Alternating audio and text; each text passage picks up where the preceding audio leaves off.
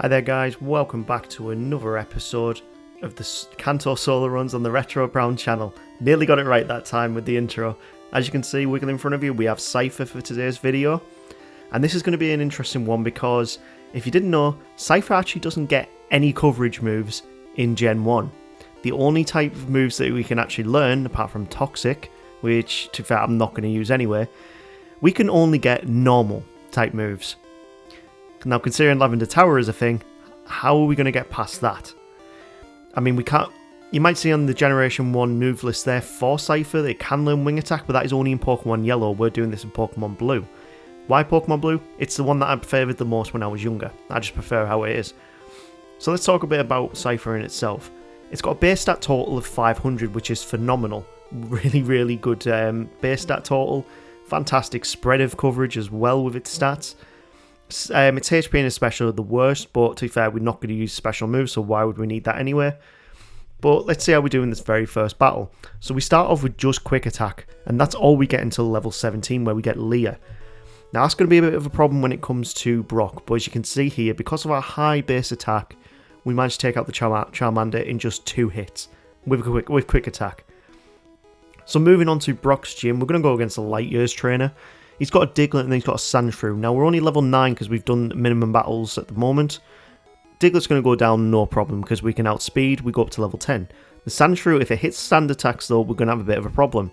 And as it does, one stand attack is already making us miss moves, and it's going to start chipping away at our health. We do manage to get a couple of consecutive hits there, but the Scratch is doing a lot of damage, even gets a crit there, but we also do get a crit to finish off the battle. Now the reason why we're going to get a lot of crits in this run as well is because of our high base speed. If you're not aware, in Gen 1, your crit rate is based off your base speed stat, so the higher that is, the more chance you've got of critical hits, and that's really going to help us out when it comes to the Geodude. So we get a critical hit on the very first turn. We've only got 36 HP to go through this, but we really want those critical hits, because that's going to ignore any changes in his defense stats, but we only managed to get one so far and we're less than half HP down. We're down on 8 HP, and I think we're going to need more levels to be able to make this possible. We do get a critical hit there, but I just don't think we're going to have the chances to beat this when we've only got 2 HP left. So we're going to reset. We're going to go get up a few more levels, and one of the best places to do that before Brock, because there's only about 4 trainers you can go against. You can go against the rival to the west of Viridian. So level 11 at this point, we took the loss and the experience from those battles. And again, Sand Attack is just annoying the absolute life out of us here. We do manage to hit the critical, take it out, and we've only taken 2 Sand Attacks, but straight away, we've missed 2 in a row now, 3 in a row, and we finally hit on the 4th. That took a while. And then we miss again. Really what we want is a critical hit to finish off this Charmander, because it's just going to start whittling away our health with Scratch. It thankfully does not have Ember at this point. If it did have Ember, we probably would have lost that. But yeah, we beat him first time, and we can move on to Brock again. Now, what level did we have to beat Brock? That's a good question. We don't learn any other moves until level 17, so we go back after a few levels at level 14 just to see how we do. We are doing decent damage considering it's normal type moves against a rock Pokemon, but it's still going to take quite a while to take out this Geodude. Critical hit is what we want, because as you can see, that it does massive damage. It ignores all the stat increases that he's done on his own defense, and we've only taken 8 points of damage so far. We really need those critical hits, because I don't want to get up to level 17 where we have to use Leah. We get another crit there. One more crit should take him out, and we get it. So we've got more than half HP going into the Onix, which is good considering he's going to be using Bide. And what we don't want to happen is for him to use Bide, because we have no other moves that we can counter that with, really. We've only got Quick Attack. We need to make sure the best move that he can use here is going to be Screech. And unfortunately, he goes for Bide, which means, yep, 3 Quick Attacks, he's going to take us out.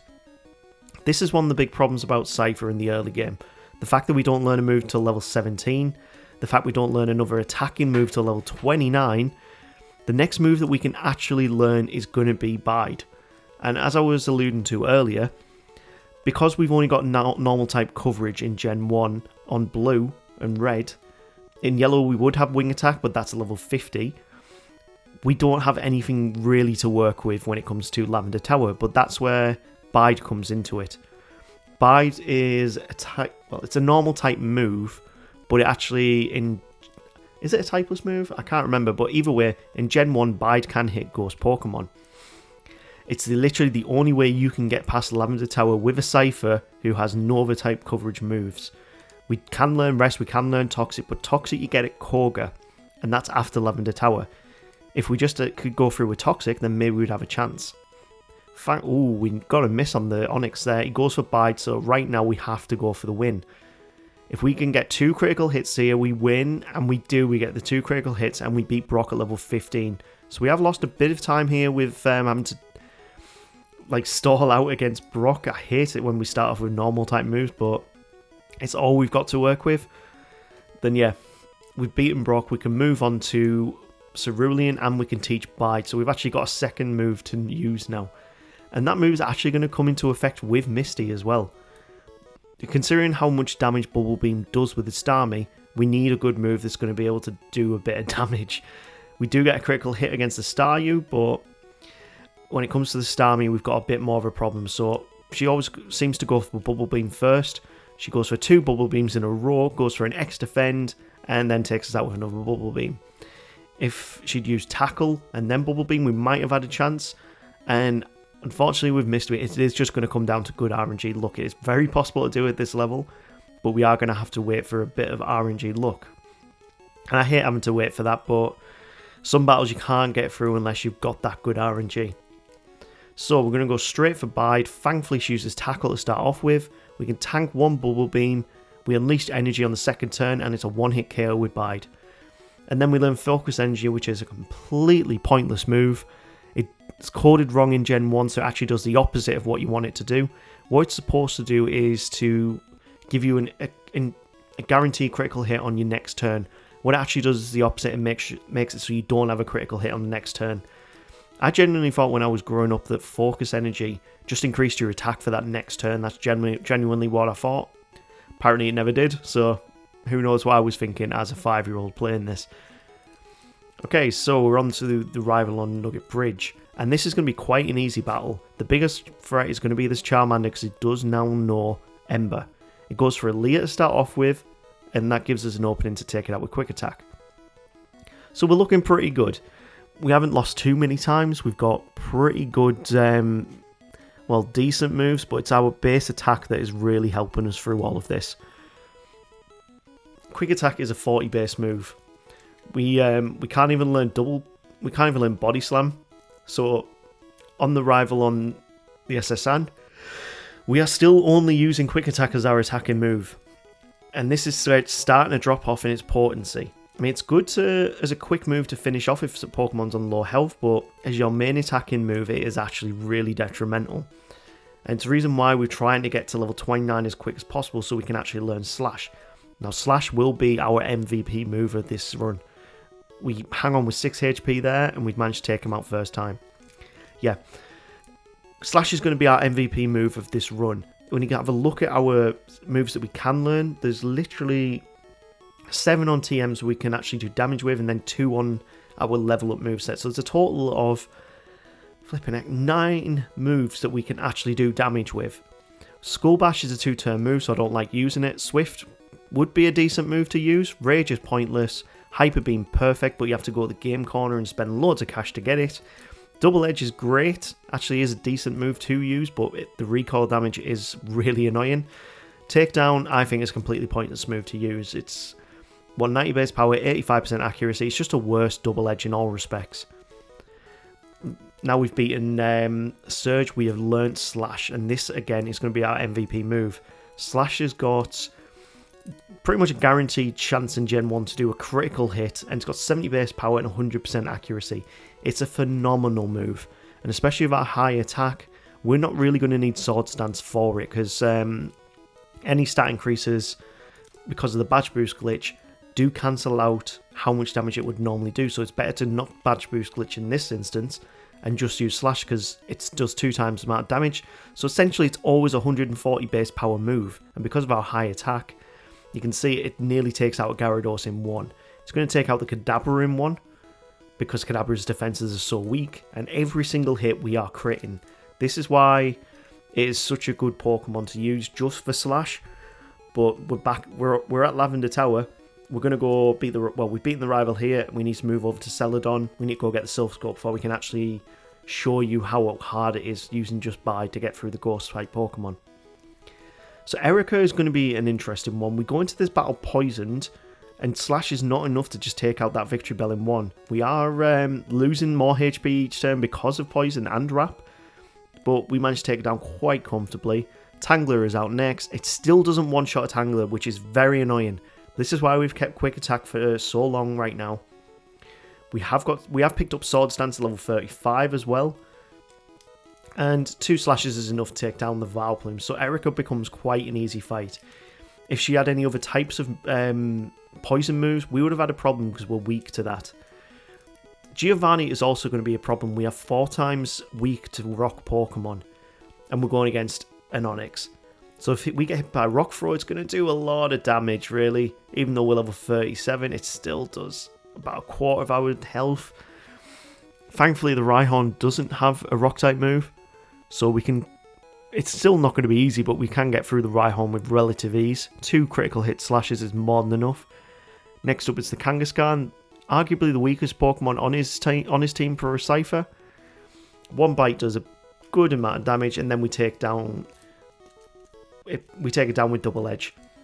So Double Edge doesn't have a chance to crit, so if we do decide to Sword Stance, that's the move that we'll be using it for. So now we have to go against the Channelers with their Ghastlies. Bide is literally the only reason that it makes the Scyther run possible. We can unleash energy, take it out in 1, but we have to take damage from those Nightshades, so it doesn't matter what level you are, really.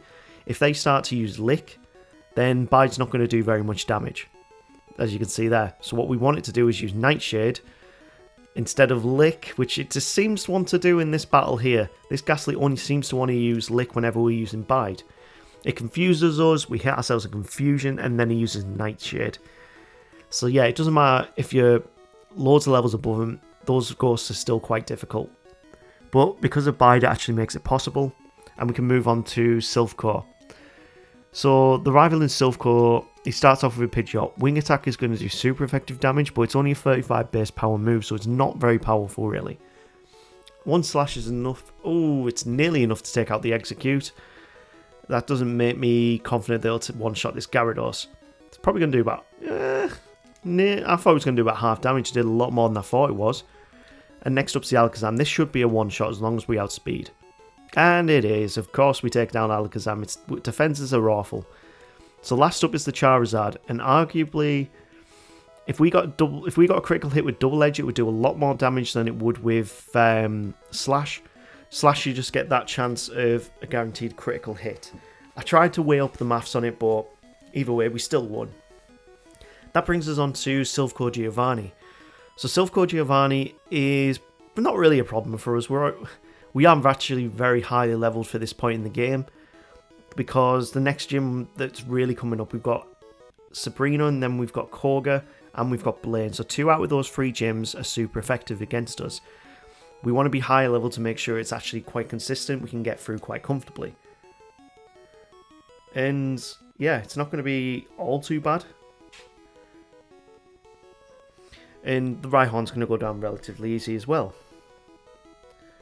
It's not going to... Because we've got Slash, it actually becomes very, very easy. And Nidoqueen comes out. Again, it's not going to be too much of a problem. Giovanni goes down, we've beaten him, easy, easy. And we can move on. And that brings us over to Sabrina. So, Kadabra is out next. Slash is going to take him down. I went for Sabrina first because it's arguably the easier out of the 3 remaining gym leaders. All of the Pokemon are quite defensively weak. Koga is super effective against us, and so is Blaine. So yeah, out of the 3... Sabrina was the easier one to go and take down. And then we're just on the Alakazam. Slash doesn't take it out, which was very surprising. But second slash does the job, and we're level 48, moving into... I'm going to go for Koga next. So Koga should be the easier one because he's got lower level Pokemon than Blaine. Blaine's Pokemon are quite fast as well. So we can see how we do against Koga. He starts off with a Coffin. If we get hit by Sludge, that's going to do quite a lot of damage. So I'm going to start setting up a few Swords Dances. And if we can get all of them set up, Double Edge should do more than enough to take him down. We do not get a same type attack bonus from Double Edge because we are Bug and Flying. But it's all we've really got to work with. So we're going to go for Slash against the second Coffin. Takes it out, and we wanted to have as much HP as possible for this Weezing. One Double Edge is more than enough to take it down, and there is Koga done. So, that just leaves us with two more gym leaders. We have Blaine and we have Giovanni. So, who's going to be next, really? Blaine is going to be next, and we're level 52 going into this. I needed those levels to have a lot more HP, give us a little bit more in special as well to work with. But if we get hit by a Fire Blast, we're pretty much done. There's no doubt we'll be done. We get through to the Arcanine without losing any HP. Can we one-shot it with Double Edge? No, we can't. It goes for Super Potion. And we get a critical on the next turn round. So we get past Blaine without taking any hits from his Pokemon. Only damage from our own Double Edges. And we're getting close to the Elite Four now. We've got two more trainers for we can actually challenge that Elite Four. So let's see how we do against Giovanni. We do not have a type advantage in any regard here. So we'll have to see how we get through this. I'm going to start setting up Swords Dances to increase our attack. Because I feel like that's going to help us out when it comes to its later Pokemon. Also gives us a bit of a speed boost because of the Badge Boost glitch. But we're not really using it for that speed because we would have outsped them anyway. We're using it for that attack boost. So most Pokemon will go down with one hit, apart from when we get a critical on the Nidoqueen. This is where the Badge Boost glitch has not played into effect for us and actually hindered us. Nidoking's out next. We're going to go for Slash. Still not a one-hit KO. And last up is going to be the Rhydon. So Rhydon likes to go for Fissure or for Horn Drill, both moves which rely on it being faster than you. This is why we need as much HP for that Rhydon, because we've ran out of Slash PP. It just goes for Horn Drill and Fissure, and we can take it down using Double Edge. Double Edge became one of the more important moves that we needed on this run, but Slash and Double Edge, both good moves to be using. And that brings us on to the rival. So the rival outside of Viridian, before you go to the Elite Four, actually not too bad of a fight. We're level 56 in here. We haven't actually gone and used our rare candies. And we can take down Pidgeot quite easily. The Rhyhorn is going to be a little bit more of a problem, but because we're because we can set up the Swords Dances there, we have a good chance to move on. Execute is coming out next. Slash is going to do big damage, and one critical hit is more than enough to take it out. So that brings us to Gyarados. Gyarados is going to go down in 2 slashes. I don't know if a Double Edge would have done that for us, and I'm not sure we've got enough HP now to one-shot that Charizard when it comes to it. If we can hit it with Double Edge, maybe, yeah, but we've also just leveled up, so won't come on Double Edge. And we hang on with 19 HP. That's perfect. And that we've won pretty much most of these fights first time going through this entire run. But the Elite Four is going to be a completely different story, especially when the first combatant is Lorelei, the Water Ice type trainer. So before I even went into this fight for the first time, I knew for a fact I needed those rare candies used up. So we're level 72 going into this fight, and we need to set up those Swords Dances and then sweep with Double Edge as much as we can. It might be worth me putting Rest on my moveset, but instead I've actually gone for the Mimic strategy. And that's going to become more apparent why I need to do that when it comes to Agatha. Because you've got to remember, she's got 3 Ghost Pokemon, and we don't have Bide anymore. So we're going to need to mimic something to use. When it comes to Lapras, we needed these criticals to get past it. Blizzard hits, and we do not beat her on this turn. So, yeah, I just went straight back into the fight. I feel like it's very doable to do at this stage. Cloister's got massive defenses and we don't really have an answer for it. But it's going to take 2 slashes to take it down. We need as much HP as possible going into that Lapras. Slowbro comes out next, and this is where we're going to Sword Stance, because the only attacking move Slowbro's going to use on us is Water Gun. Other than that, all it's going to do is raise its stats. Special, that doesn't really bother us. And Slash, of course, is not going to do 1-hit damage because it gets the critical hits. Jinx is out next. It's very defensively weak, Jinx. And it's down with 1 slash. So we've got 166 HP to work with Double Edge. Can we get the 1 hit? We can when we've got full HP. And we've got full Sword Stance set up. So yeah, if we hadn't have got a crit there, we probably would have been in trouble. But we've beaten him. We can move on. So next up is Bruno. Normally Bruno is not a problem whatsoever, to put, no matter what Pokemon you're using. When you've only got normal type moves though, this is where it actually becomes a bit of a problem. So we're going to set up our Sword Stances against the Onix. He's probably going to go for defense increasing moves. He's gone for a lot of X defense, but because we're using Slash, it ignores all of that. Rock Throw does quite a lot of damage. It's going to take 3 slashes to take out this Onix. What I want to do is get through to that Hitmonchan where I can mimic Ice Punch. And that'll get us through the last Onix quite quickly. Yeah, actually, I misclicked and just used Slash, so now we don't have anything to mimic for the last one. But we can also mimic Jump Kick from the Hitmonlee. So we're on very low HP right now. We need to hit these slashes. And I didn't think that Bruno would take us down this much. 1 Jump Kick's enough to take out the Onix, and we've just got the Machamp. So can we take out this Machamp with a Slash? No, we can't, but he goes for Focus Energy, and we take the win. Very lucky we actually got to that stage, but yeah, I kind of went against the wire there, really. And that brings us on to Agatha. This was the Elite Four member that I was the most worried about on this entire run.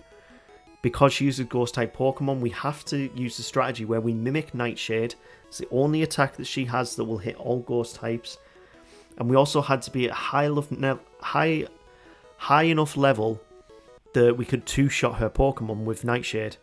So Slash is perfect for the Golbat and the Arbok. Haunter needs Nightshade, and we also had to use our PP ups here on Mimic, so we had enough hit PP to actually get through all of her Pokemon. We annoyingly get confused, but Nightshade, when it finally does hit, will do enough to take out this Haunter. But it's not going to be on this attempt because we hit ourselves confusion, take ourselves out. Great, it's what we really want to see, isn't it, guys? But hey, this is what happens when you're doing these runs. It's a very risky strategy, and of course, Agatha is very trolly with her status effects. So we need to get through these Pokemon with using Nightshade. The Gengar comes back out. We have got Nightshade Mimic, but we do get confused again. We hit through the confusion with the Nightshade and take it out in 2. Am I at a high enough level, though, where I can 2-shot the level 60 Gengar? That's what I want to know. So Arbok is out next. We've just got 1 Pokemon left. And the Gengar comes out. Can we 2-shot it? I don't think we can. No, it's going to be a free shot. She used a Super Potion and we take it down. So in the end, we actually do alright against Agatha. But it was because of that preparation I did in advance with getting up levels, getting Mimic. I think that was the only reason that... It's probably the only way we could have made it past her without having to rely on Bide. So next up is Lance, the Dragon-type Master. And he's a bit of a difficult one, really. So what we actually want is to learn Hydro Pump on Mimic. This means that when it comes to that Aerodactyl, we've got a type advantage. It's annoying that none of his Pokemon have Ice Beam. That would make this fight so much easier when you have to use Mimic. But a few slashes will take down the Gyarados. We're going to set up the Sword Stance on the Dragonair. 2 should be more than enough. I'm going to go for Slash. It's a 1-hit KO. And then we level up. So next up after this Dragonair is going to be that Aerodactyl. We need to hit this Hydro Pump. Is it a one-shot? It is a one-shot, and that just leaves the Dragonite. Now we could go for Double Edge here, but I'm just going to go for Slash. He goes for Hyper Beam. Please don't crit. Please don't crit. Thank God. And there we go. We've taken out Lance first time. That's actually much better than I thought we'd be doing. It's yeah, we seem to be on quite a good run with the Scyther. We just have lost a lot of time in that early game because of Brock. But that brings us to the penultimate battle now, where we are against the rival. So, Wacko, it's time for you to give us a challenge one more time. Pidgeot is going to start off, and I debate if I should use Mimic at this stage. He goes for a Sky attack and charges it up, and I start panicking, and thankfully it slashes more than enough to take him out. That was good. Alakazam is out next. It's defensively weak. We have not had to worry about Alakazam whatsoever on this run so far. And then the Rhydon is going to be a bit of a problem. This is where I probably should have mimicked a move. But, yeah. Once we've set up our Sword Stances, we can use Double Edge. He's going to use Tail Whip. Slash will take it out. And that brings us on to the Executor. Now, Executor can be quite trolly with Hypnosis, which it doesn't hit this time, and that's fantastic. That's exactly what we need. We go up to level 75 and we're against the Gyarados now. You know, I actually don't think I need Mimic for this fight. I mean, I could Mimic Hydro Pump for the Charizard, but I'm doing so well with my moveset. We're going to go for the Double Edge. Come on, critical hit. We don't need the critical. We take it out in one, and Scyther has become the champion.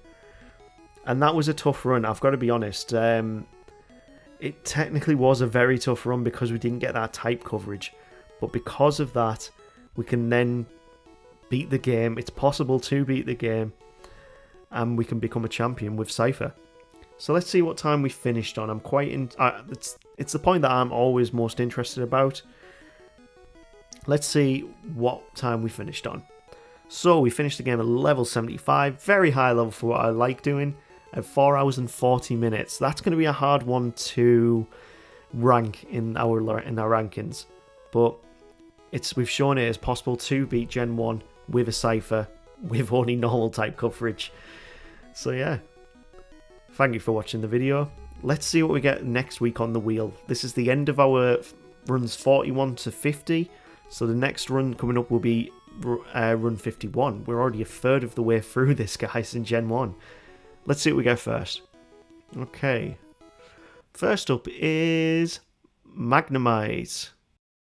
Yeah, I don't think I want to do a Magnemite run. Next up is Magmar. Okay, that's interesting. I do want to do a Magmar run, but I don't know. Eevee. Jubbles, you were waiting for this one to come up on the wheel. Yeah, we're going to go do Eevee. Let's do an Eevee run next. Okay, so if you got to this point in the video, please smash that like and subscribe, you legends. And we'll see you next week for the Eevee run. Take care, guys. I appreciate you.